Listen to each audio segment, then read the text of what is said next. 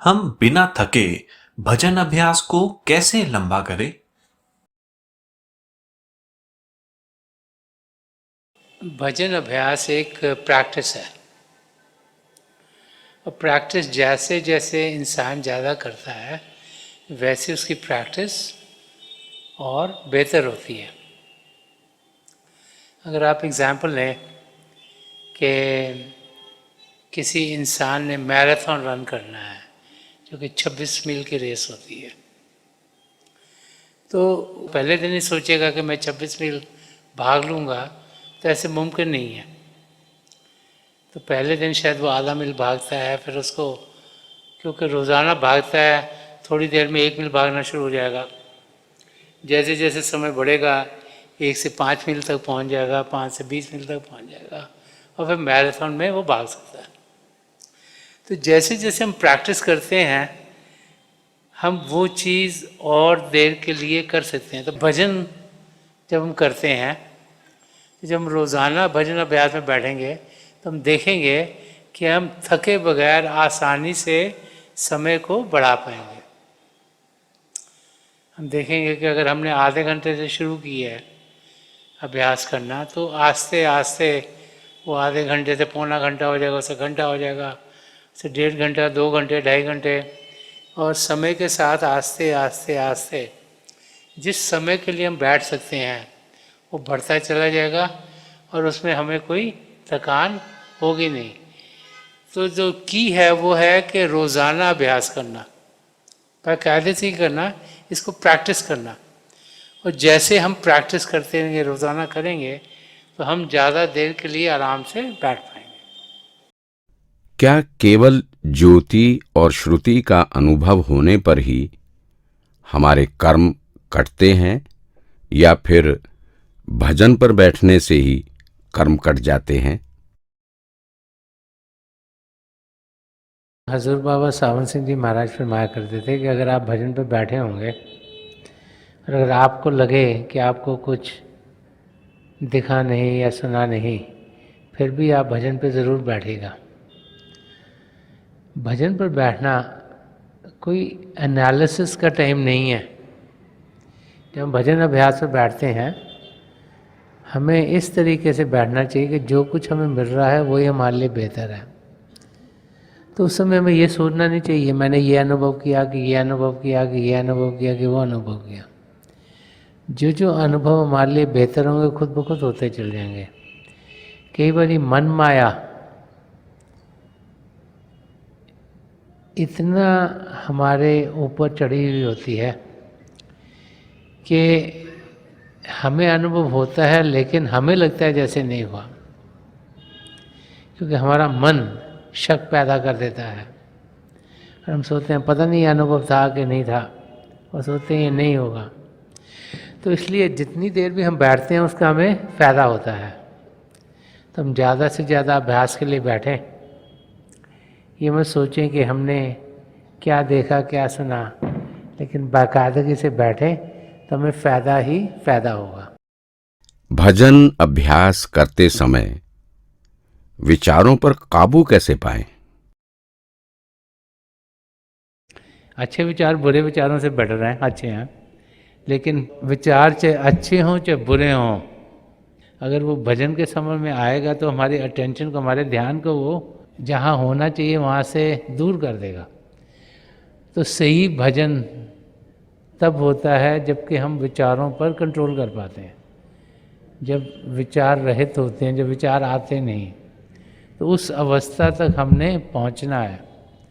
और अगर विचार इंसान को आए तो ये नहीं कि विचार आए तो हम भजन करना छोड़ दें, हम प्रैक्टिस करें, सिमरन को पक्का करें। सिमरन प्रभु के वो जाति नाम हैं जिनको हमने दोहराना है, तो दिन भर हम उन्हें दोहरा सकते हैं, तभी प्रैक्टिस हो। जितना ज़्यादा दोहराएंगे तभी वो हमारे लिए काम करेंगे। और जब हम भजन अभ्यास करते हैं तो मन ही मन दोहराना है, ताकि मन प्रभु की ओर लगे, उसको प्रभु की ओर लगकर इतनी मिठास आए कि उसे किसी और जाने की ज़रूरत ना पड़े। तो भजन अभ्यास सही तब हो रहा होता है जब हमें कोई भी विचार नहीं आ रहा हो। आधुनिक युग में बच्चों को आत्म अनुभूति यानी सेल्फ रियलाइजेशन कैसे सिखाएं? सबसे अच्छा तरीका बच्चों को समझाने का है कि इंसान अपनी ज़िंदगी को सही करे। जो बच्चे हैं वो बड़े चीज़ें देखकर जहन में अपने डालते हैं। वो जब कुछ देखते हैं उसका उन पर बड़ा असर होता है। तो एक बच्चा जब अपने माँ बाप को देखता है कि वो करते क्या हैं, उसको असर उस किस्म का होता है।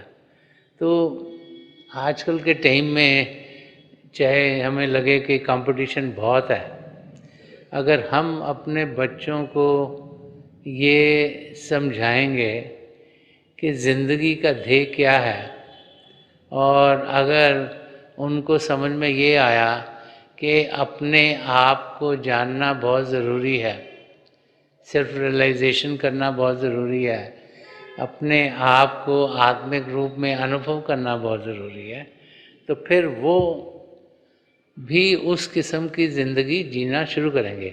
अगर माँ बाप अपने घर में खुद अभ्यास करें, खुद बैठें, तो फिर बच्चों पर भी उसका असर होता है। अगर हम बच्चों को कहें कि तुम अभ्यास करो और उन्होंने कभी हमको अभ्यास करते देखा ना हो, तो फिर वो भी अभ्यास नहीं करेंगे। तो हमें अपनी ज़िंदगी ऐसी बनानी है ताकि हमारे बच्चे हमसे कुछ अच्छी चीज़ें ग्रहण कर सकें। साथ में उनको ये भी समझाना है कि ये जो हमारा रास्ता है ये पॉजिटिव मिस्टिसिज्म का रास्ता है, कि घर गृहस्थी में जीते हुए हम प्रभु को पा सकते हैं। ये ज़रूरी नहीं कि प्रभु को पाने के लिए हम घर गृहस्थी छोड़ें और सबसे अलग हों। तो अपनी ज़िंदगी जीते हुए अपने पैरों पे खड़े होकर अपनी कमाई एक ऑनेस्ट वे से करते हुए जब हम अपनी ज़िंदगी जीते हैं, तो फिर बच्चों पर भी उस किस्म का असर पड़ता है। तो जब हम उन्हें ये समझाएंगे कि हम सबको पढ़ना लिखना है, फिर काम करना है, लेकिन साथ साथ ये ज़रूरी है कि हम समय भजन अभ्यास के लिए निकालें, तो फिर जब हम अपनी ज़िंदगी ऐसे जिएंगे तो हमारे बच्चों पर भी उसका अच्छा असर होगा। तो की ये है कि इंसान अपनी ज़िंदगी ऐसी बनाए जैसी वो चाहता है कि बच्चों की हो, और जब वो देखते हैं कि हमारे माँ बाप क्या कर रहे हैं, तो उसका असर उन पर बहुत गहरा होता है। और जब हम इस ज़िंदगी को जीते हुए रोज़ बाकायदगी से जो 10% टाइम है दिन का, जो 2.5 घंटे के करीब है, वो अभ्यास में देते हैं, तो बच्चों को भी शुरू से आदत पड़ती है कि अभ्यास में समय देना ज़रूरी है, और आस्ते आस्ते आस्ते उनकी ज़िंदगी में वो भाव भी आने शुरू हो जाते हैं, ताकि वो अपना ध्यान अंदर की ओर करें। उन्हें भी फिर अंदर की दुनिया के अनुभव होंगे और वो भी अपनी मंजिल की ओर बढ़ने के लायक होंगे। कर्मों का विधान और ध्यान अभ्यास एक दूसरे से कैसे संबंधित हैं? कर्मों का विधान में यही समझाता है कि जैसी करनी वैसी भरनी।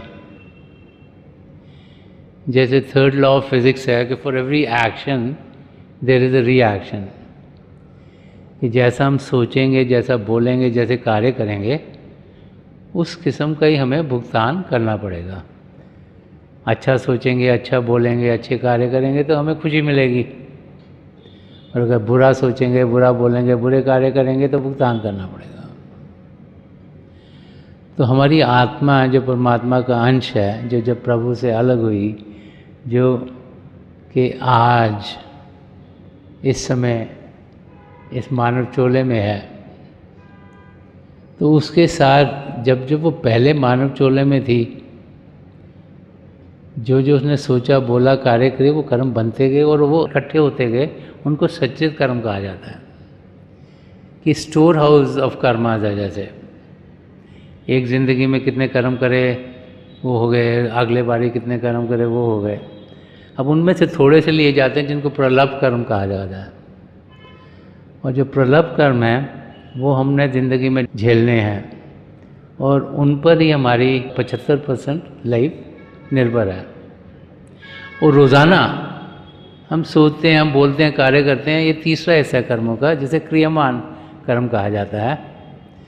कि रोज़ाना जो भी हम करते हैं, बोलते हैं, कार्य करते हैं, उसके भी कर्म बनते चल जाते हैं। अब जब तक सारे कर्म कटेंगे नहीं तब तक हम 84 लाख जिया जून से छुटकारा पाएंगे नहीं। ये बार बार बार महापुरुष हमें समझा गए हैं। तो जब हम रोज़ाना अपनी ज़िंदगी जीते हैं और रोज़ाना जो जितने भी कर्म हमारी ज़िंदगी में होने हैं वो तो होंगे ही, 75% तो होंगे। तो जो 25% का हमारा हिस्सा है जो हम कर रहे हैं, जो नए कर्म बन रहे हैं, क्रियमान कर्म, अगर हम रोज़ाना भजन अभ्यास करेंगे तो वो रोज़ाना भजन अभ्यास के ज़रिए कटते चले जाते हैं। इसीलिए बाकायदगी से रोज़ाना अभ्यास करना ज़रूरी है। इसीलिए हमें समझाया गया कि जो दिन का 10वां हिस्सा है, जो कोई 2.5 घंटे के करीब है, वो हम अभ्यास में दें। कि उतना कम से कम देंगे तो उस दिन के कर्म उसी दिन कट जाएंगे हमारे, और हमारा लोड बढ़ेगा नहीं। तो अगर अभ्यास रोज़ाना करेंगे, रोज़ाना कटेंगे। और जो सन्मत का रास्ता में ये समझाता है कि जिस दिन हमें नाम की देन मिलती है, उस दिन जितने भी हमारे संचित कर्म हैं वो सब के सब हमारे सद्गुरु हमसे ले लेते हैं। हमारे उसी समय, नामदान के समय पर ही जो जितने भी संचित कर्म हैं वो हमारे सब के सब कट जाते हैं। लेकिन जो प्रलभ कर्म हैं उन्हें वो छेड़ते नहीं, क्योंकि अगर उन्हें छेड़ेंगे, वो ले सकते हैं, तो क्या होगा कि अगर प्रलभ कर्म हमारे ख़त्म हो गए तो हम ज़िंदगी से चल बसेंगे। इसलिए प्रलभ कर्म में हमें मदद मिलती है, और इसीलिए जो अभ्यास करने का तरीका है वो हमें दिया गया है कि हम रोज़ाना अभ्यास करें, अपनी ज़िंदगी में सद्गुणों को ढालें, अपनी ज़िंदगी ऐसी बनाएं ताकि ज़िंदगी में पॉजिटिविटी हो। लेकिन सबसे ज़रूरी है अभ्यास करना। उसके लिए ज़रूरी है शरीर को शांत करना और मन को शांत करना। और शरीर को शांत करना बहुत आसान है। एक शांत जगह ढूंढें, बैठ जाएं, आंखें बंद करें, तो पांचों इंद्रियों को बड़ी आसानी से अंदर खींच सकते हैं। मन को शांत करना बड़ा मुश्किल है। मन को शांत करने के लिए हमें सिमरन दिया गया है। इसीलिए समझाया जाता है कि दिन में जब भी मौका मिले सिमरन कर लो। जब कोई मेंटल एक्टिविटी नहीं कर रहे हो तो सिमरन करो, ताकि ध्यान प्रभु की ओर जाए। क्योंकि हमने तो प्रभु से मिलना है, हमारा पर्पज़ ही है आत्मा का मिलाप परमात्मा से होना है। ज़िंदगी मिली इसीलिए है ताकि प्रभु से हमारा मिलाप हो। तो जब हम रोज़ाना भजन अभ्यास करेंगे तो रोज़ाना के कर्म कटते चले जाएंगे। तो जो हमारे संचित कर्म हैं वो तो नामदान के समय कट गए। जो प्रलब्ध कर्म है वो रोज़ाना जो होना हमारी ज़िंदगी में होगा, जितनी तकलीफ़ आनी है उसमें हमारे सद्गुरु की मदद मिलती है ताकि हम उस तकलीफ़ को सहन कर पाएँ और हमारी ज़िंदगी से गुजराए। और जो रोज़ाना हम कर्म करते हैं, क्रियामान कर्म, वो अभ्यास करके, मेडिटेशन करके, भजन सिमरन करके रोज़ाना करते चल जाते हैं, ताकि जो हमारा आखिरी समय आता है शरीर में होने का, हमारे संचित कर्म वैसे ही करके प्रलब्ध कर्म रोज़ के रोज़ कट रहे हैं। और कहा जाता है कि ध्यान प्रभु की ओर करो, सिमरन करो, ताकि और कोई ख्याल ना आए, ताकि विचार भी अगर आखिर में आ गया तो भी उसका कर्म भी हमें देना पड़ेगा। तो सिमरन कर इसी किया जाता है ताकि उस दिन के भी कर्म कटें, ताकि जब हम शरीर को छोड़ें हमारे सारे कर्म कट गए हों और फिर हम 84 लाख जिया जून से छुटकारा पा लें। तो यही कनेक्शन है कर्मों का और अभ्यास करने का। आप सब अभ्यास के लिए बैठ जाइएगा। आप जहाँ भी बैठे हैं आराम से बैठिएगा, अपनी आंखें बंद कर लीजिएगा। ये जो आई बॉल्स हैं, आँख के डेले हैं, ये सामने फोकस हों, जैसे आप 8-10 दिन सामने फोकस हो। आंखें बंद करते ही वो भाई बहन जिन्हें नाम की देन मिली है, आप सिमरन कीजिएगा। अगर यहाँ कोई भाई बहन है जिन्हें नाम की देन नहीं मिली, तो आप प्रभु के किसी भी जाति नाम का जाप कीजिएगा। जाप मन ही मन करना है, ऊंचा नहीं दोहराना। आपका ध्यान बिल्कुल सामने होना चाहिए और प्रभु की दया से थोड़ी देर में आपको रोशनी के चिन्ह दिखने शुरू होंगे और बहुत से नज़ारे और भी आपको देखने को मिल सकते हैं। तो मेरी पिता परमेश्वर के चरण कमलों में जो पिछली सेंचुरी के महापुरुष हुए हैं, हजूर बाबा सावन सिंह जी महाराज, परम संत कृपाल सिंह जी महाराज और दयालपुर संदर्शन सिंह जी महाराज, चरण कमलों में यही प्रार्थना है कि जो जो हम सबके लिए बेहतर और महापुरुष हमें दें, हमें सबके साथ जोड़ें और हमारे भीतर प्रभु की ज्योत के हमें दर्शन करवाएं। थोड़ी देर में आकर मैं आपको इस बैठक से उठाऊंगा और मेरी शुभकामनाएं आप सबके साथ हैं।